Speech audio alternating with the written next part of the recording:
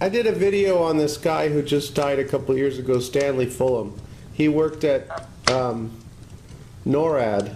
He was ex-military. I think I told you. He wrote a book called Challenges of Change, I think it was, and he talked about he's channeling some aliens and he's talking to this group of extraterrestrials, you know, which sounds kind of far out there, but he said on October 13th, 2010, I think it was, there was going to be a display. You know, the aliens are going to come and help us because we're destroying ourselves and our planet. And they've determined that they're not going to allow that to happen because part of the reason is how we have emotions and stuff. They don't have those feelings of emotion and they think it's interesting or whatever. So they don't want us to destroy ourselves. So they've decided to start slowly showing themselves, not to shock everybody. And so he said on that date there was going to be a display. Well, in New York, in Berlin maybe, there was like 4 or 5 cities around the world, there were all these little orbs in the sky. You could see the YouTube video of the people in New York looking up, and then they said that they were balloons or whatever, you know, the official story. But oh yeah, they're always weather balloons, yeah. Right. Well, little balloons from like a birthday party up at the hill, up on the hill. They let all these little balloons go. Jeez. But anyway, I mean, it was really strange, and he nailed it. How could you nail a date like that in a book? And stuff happened on that day. I thought that was incredible.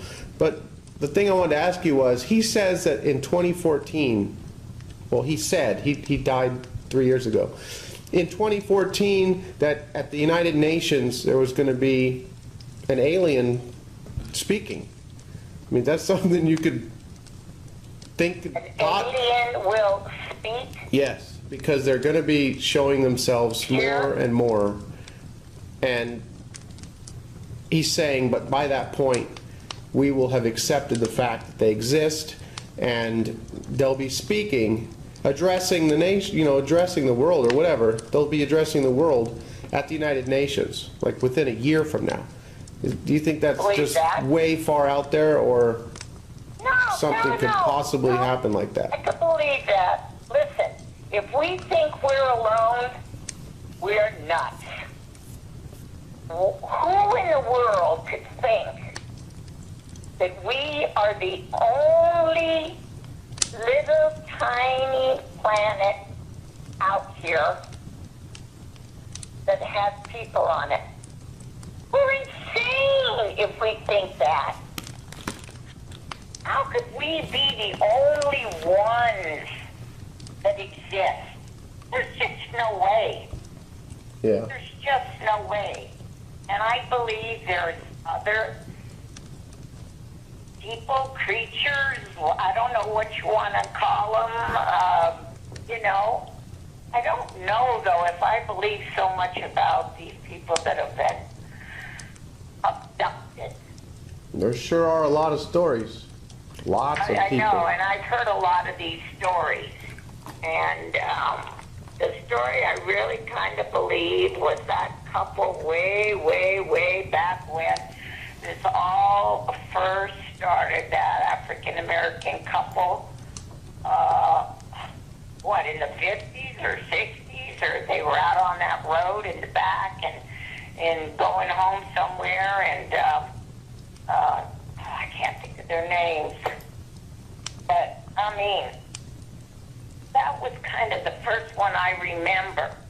And are you really going to put yourself out there and knowing you're going to be laughed at, you're going to be humiliated, you're going to be called crazy, and every other thing, but yet you're willing to do it because this really happened to you?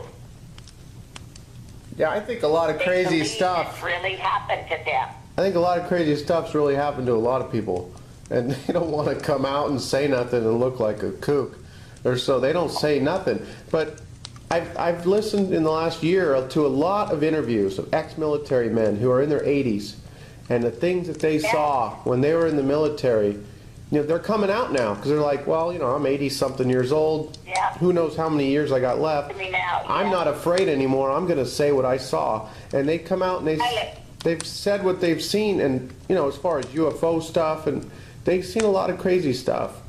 Yep. So, Pilots that fly these planes, they're told not to say anything, and especially military pilots. And don't you think that they have seen some really weird things out there? yeah, extremely unexplainable things that convince them that, hey, there's, you know, something going on other than what the official story is. They've been threatened, for God's sake. Their families have been threatened. Yeah. They've said they do something to their families. This government that we have, I wouldn't trust it as far as I could pick it up and throw it.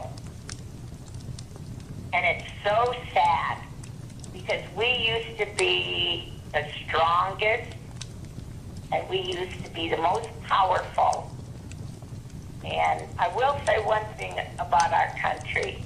When something happens in another country, we are the first ones to jump in there and give and go there and donate and do everything we can in other countries and here in our own country.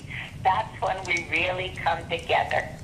And it's such a pity that it takes a tragedy for us to come together. Mm-hmm. And if you see somebody getting beat up on a street or being mugged on a street, so many people don't want to get involved because they're scared. They're going to get shot, knifed, whatever. I can totally understand that.